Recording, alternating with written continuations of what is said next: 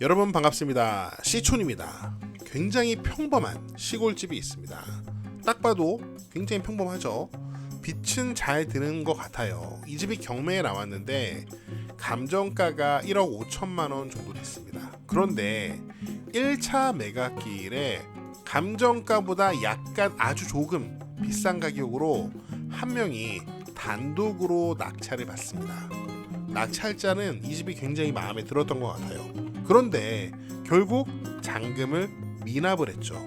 왜 미납을 했을까요? 마음에 들어서 낙찰을 받았는데 결국에 미납을 했어요. 오늘 우리가 영상을 통해서 다루어 볼 주제인데요. 또 이 내용은 경매에 관심 있는 분이라면 굉장히 기본적이면서 굉장히 중요한 내용입니다. 여러분은 절대 이런 실수를 하지 마시라고 제가 영상을 통해서 여러분과 공부를 하고 있는데요. 문건 송달 내역을 보면은 결국 이 낙찰자가 매각 허가 결정 취소 신청을 했습니다. 매각 허가 결정이 난 것을 취소해달라고 경매법원에 신청을 했습니다. 그런데 결과가 어땠을까요? 경매법원에서는 기각! 매각 허가 결정 취소를 받아들일 수 없다며 그 신청을 기각했습니다. 그 결과 낙찰자는 이 최저가의 10%인 입찰 보증금 약 1,500만 원을 날리게 됐습니다. 과연 이 낙찰자는 무엇을 제대로 확인하지 못해서 이 입찰 보증금 1,500만 원을 날리게 됐는지 한번 같이 공부해 보도록 하겠습니다. 자, 우선 여기는 경상남도 사천입니다. 수도권에 거주하시는 분들 관점에서 봤을 때는 야, 무슨 저 시골에, 저렇게 먼 시골에 주택을 어떻게 1차에 낙찰을 받냐, 이해가 안 되실 수 있겠죠. 그런데 여기 경남에 거주하시는 분들 입장에서는 뭐 집이 마음에 들면은 낙찰을 받을 수도 있습니다. 마을 주변을 한번 보겠습니다. 자, 경매 물건은 여기에 있습니다. 여기 언덕 위에 있는 게 경매 물건이고, 여기는 딱 봐도 학교 같죠. 그런데 현재 폐교입니다. 학교 이름도 보이지 않고요.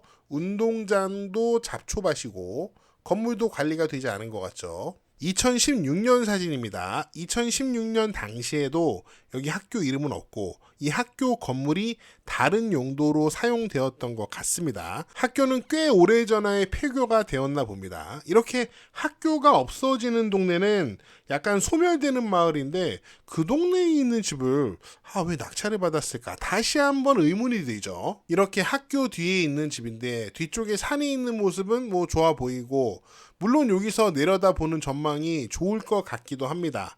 마을을 살짝 둘러보겠습니다. 요 마을에서 요 경매물건 여기 있죠. 바라본 모습인데 여기 있는 집들을 좀 보십시오. 이 집들에 사람이 사는 것 같나요? 뭐 이런 집에는 사람이 여전히 거주할 수도 있겠지만 이 집은 딱 봐도 사람이 안 사는 집 같죠. 살짝 틀어보면 이렇게 빈집으로 보이는 집들이 동네에 상당히 많이 있습니다. 경매물건이 여기 있고요. 이런 마을에 있는 진짜 사람이 떠나가고 있는 것 같은 이런 마을에 있는 집을 왜 1차에 낙찰을 받았을까? 계속 의문이 듭니다. 지도로 보면 이런 모습입니다. 경매물건 여기 있고 폐교 여기 있고요. 마을에 집들이 많이 있는데 딱 지도로 봐도 빈집이 상당할 것 같다라는 느낌이 들고요. 경매물건 주택 바로 옆에 북사동 보건진료소 있는 거는 뭐 장점이라고 볼 수 있겠습니다. 지도를 좀 더 넓게 보시면은 경매물건 여기 있고요. 그 다음에 여기가 사천 시내. 사천 시내 상당히 가깝습니다. 또 다른 모습으로 보면은 경매물건 여기 있고 여기가 진주 시내. 더블 시내권이네요. 시내는 가깝지만 이 동네 자체는 좀 사람이 빠져나가는 동네인 것 같아요. 집을 좀 보겠습니다. 여기 대문이 보이고 여기 왼쪽 보시면은 여기 집이 있는데 이 집도 가지도구가 하나도 없고 빈집인 것 같죠. 그 다음에 대문 오른쪽에 보시면은 얘가 이제 보건진료소예요. 내려다보는 전망 자체는 나쁘지 않습니다. 근데 여기 딱 봐도 이런 집도 빈집처럼 보이죠. 자, 경매물건이 이렇게 생겼습니다. 이렇게 토목공사를 해서 터를 높여서 집을 지어놨어요. 대문이 보이고요. 땅이 이렇게 생겼습니다. 딱 봐도 남양집의 남양 땅. 집 뒤로는 산이 있습니다. 나름 배산이고 요 땅은 대지로 153평입니다. 건물이 몇 개 보이는데 요 집 집은 29평. 그 다음에 여기 있는 것은 창고 12평. 그 다음에 이 앞에 있는 것은 변소입니다. 변소. 이렇게 집이 구성이 되어 있어요. 집이 이렇게 생겼습니다. 철근 콘크리트 구조. 많은 분들이 선호하시죠. 철근 콘크리트 구조. 사용 생일은 2007년. 20년도 안 된 집이에요. 20년도 안 됐는데 약간 스타일은 한 40년 된 집인 것 같죠. 옥상으로 올라가는 계단이 보이고요. 요거는 이제 변소. 집 옆에 있는 변소. 야외 수도가. 요거는 창고. 요 창고하고 창고의 옆모습 이렇게 보입니다. 이거는 집 뒤에 붙어있는 제시외 창고의 모습이고요. 아마 보일러실일 것 같아요. 이것도 경매 매각에 다 포함되어 있어요. 아무튼 집의 모습이 이런데 결국 우리가 궁금한 것은 낙찰자는 왜 잔금을 미납했을까? 왜 1,500만 원을 포기했을까? 그리고 경매 법원은 매각허가 결정 취소 신청을 왜 기각했을까? 낙찰자가 신청했지만 기각을 했습니다. 그 다음에 앞으로 만약에 이게 더 유찰돼서 싸지면은 우리가 낙찰받아도 될까? 이 질문들을 한번 생각을 해보도록 하겠습니다.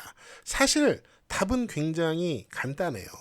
자, 매각물건 명세서를 보겠습니다. 현재 진행되고 있는 매각물건 명세서인데요. 여기 보시면은 이렇게 명확한 답이 있어요. 매각허가 결정 취소가 기각됐다. 앞에서 얘기를 했죠. 자, 그러면은 낙찰자는 낙찰을 받아놓고 왜 매각허가 결정 취소를 신청했을까요? 여기에 그 이유까지 다 써 있습니다. 읽어보겠습니다. 인접 도로 상태 및 주택 집안 침하를 이유로 신청했다고 합니다. 그러니까 낙찰자가 1차에 감정가보다 조금 높게 낙찰을 받아놓고 현장에 아마 다시 가본 거겠죠. 낙찰 받기 전에 당연히 현장 조사를 했겠죠. 다시 가서 보니까 인접 도로 상태가 이거 왜 이러지? 주택 집안이 침하하고 있는 것 같은데 이거 왜 이러지? 하면서 이것을 근거로 법원에다가 매각허가 결정을 취소해 주세요 라고 신청을 한 거예요. 그런데 법원에서 이거를 받아들여 주지 않고 기각을 했다는 거죠. 법원은 왜 이 신청을 기각했을까요?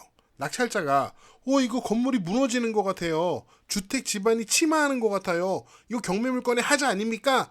이런 이유로 신청을 했겠죠. 하지만 법원에서는 기각을 했습니다. 그 이유도 아주 명확해요. 감정평가서의 일부입니다. 이 감정평가서는 경매 개시 결정 등기가 되고 곧바로 금방 작성이 돼요. 요즘 감정평가서하고 현황조사서가 나오는 시기를 보면은 경매 개시 결정 등기 이후로 보통 보름 안에 많이 나오는 것 같더라고요. 이 경매물건의 감정평가서의 작성일은 2022년 4월 11일이고요. 첫 번째 매각기일, 낙찰자가 이 집을 낙찰받았던 첫 번째 매각기일은 이보다 8개월이 지난 2023년 1월 5일입니다.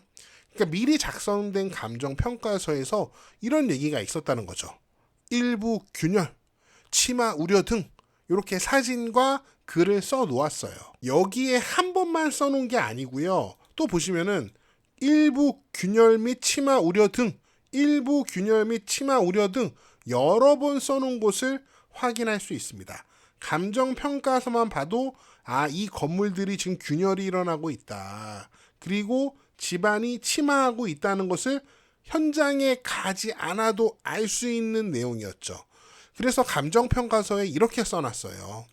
건물의 일부 균열 등 현상 및 관리 상태를 고려하여 감정평가하였다. 그러니까 감정평가 가격이 지금 균열이 일어나고 있는 상황, 집안이 침하하고 있는 상황을 다 고려해서 평가했다. 이렇게 써놨습니다. 이 감정평가서는 경매물건에 관심 있는 사람이라면 누구나 볼 수 있는 자료입니다. 경매법원에서는 현황조사서, 감정평가서, 매각물건 명세서를 잘 참고해서 입찰자는 스스로 자신의 책임 하에 입찰하라고 알리고 있습니다. 유료 경매 사이트뿐만 아니라 법원에서 직접 운영하는 법원 경매 정보 사이트에서도 이렇게 매각물건 명세서, 현황조사서, 감정평가서를 모두 열람할 수 있습니다. 이걸 잘 보고 입찰을 결정하는 거죠. 경매법원 입장에서는 이미 감정평가서에서 건물이 균열이 있다, 집안 침하가 우려된다, 이런 내용을 써놨기 때문에 그 이유로 낙찰자가 매각 허가 결정을 취소해달라고 하면은 그것을 받아들여 줄 수가 없죠. 그래서 그 신청이 기각이 된 겁니다. 결국 우리가 가지고 있었던 질문에 대한 답은 나온 것 같습니다. 그럼 마지막으로 결국 이 집이 계속 유차에 대해서 싸지면은 낙찰 받아도 될까? 경매 기호를 보시면은 감정가가 1억 5,700만 원인데 현재 3번 유찰됐고 다음 매각일 바로 오늘인데요. 1억에 이제 매각이 진행이 됩니다. 과연 오늘 낙찰이 될까요? 제가 보기에는 아무래도 계속 떨어질 가능성이 높죠. 집에 균열이 있다는데, 집안 침하 우려가 있다는데 어떤 사람이 쉽게 낙찰을 받을 수 있겠습니까? 만약에 앞으로 계속 유찰돼서 이게 똥값이 됐을 때 낙찰 받을 어떤 생각이 있는 분들은 토목 전문가나 아니면은 건축물 구조 전문가 이런 분들한테 좀 자문을 받아야 되지 않을까요? 아무튼 제가 봤을 때 이 집은 쉽지 않은 집인 것 같고, 이게 2007년에 지은 집인데 집이 이렇게 됐다는 게 또 믿겨지지가 않습니다. 사건 번호 확인하시고요. 결국 경매의 기본은 매각물건 명세서, 감정평가서, 현황조사서를 아주 꼼꼼하게 잘 확인하는 것이라고 저는 생각을 해요. 근데 이게 어려운 게 아닌데 이거를 잘 확인하지 않는 분들도 많이 있는 것 같습니다. 신기하죠? 우리는 이것들을 꼭 잘 확인하자고요. 그리고 우리가 맨날 연습을 하지만 권리분석, 임차인 권리분석은 뭐 경매정보 사이트를 이용할 수도 있지만 매각물건 명세서를 보면 다 나옵니다. 그러니까 다른 거 파지 마시고 요 3가지 기본적으로 주어지는 정보들을 잘 읽는 연습을 하면은 참 좋을 것 같습니다. 네, 제가 준비한 내용은 여기까지고요. 여러분 어떻게 보셨는지 다양한 의견을 댓글로 남겨주세요. 저는 다음 영상에서 더 재미있고 유익한 내용으로 돌아오겠습니다. 여러분, See you again!